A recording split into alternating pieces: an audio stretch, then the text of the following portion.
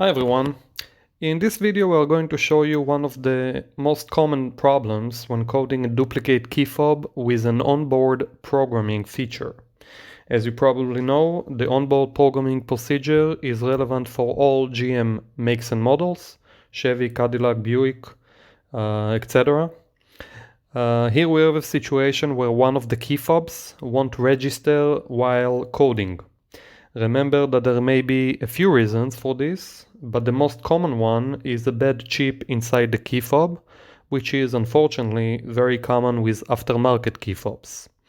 So make sure you buy an original one in case you wanna have an extra set of key. It will cost you more, but you will be on the safe side.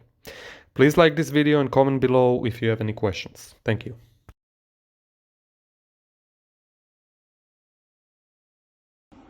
Hello everybody, we're working on a 2021 Chevy Equinox. We have initiated the onboard programming. This is the two keys we're programming. As you can see, we put a key here in a cup holder. That is the learning programming slot. Also, if your battery dies, that's what you replace your fob, so the car will recognize it and let you start it. So we should get a message here on the screen right now that it's about to be ready for the programming. To do an onboard programming, you would simply turn the key in the door 6 times, the emergency key right here, to the right, and that initiates the 30-minute procedure, where every 10 minutes you press the push to start button once. All right, there we go. So we're going to press it. It's going to say, ready for fob 1. And I pressed it. All right, ready for fob 2 now. So we're going to take it out of the cup holder, put the second one in, press the push to start button.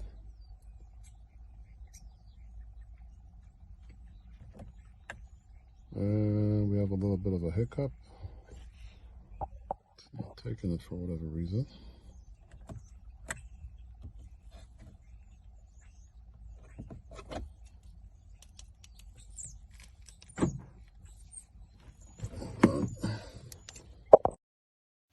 So as you could see in the video, basically the car shuts down when we try to program the second key fob.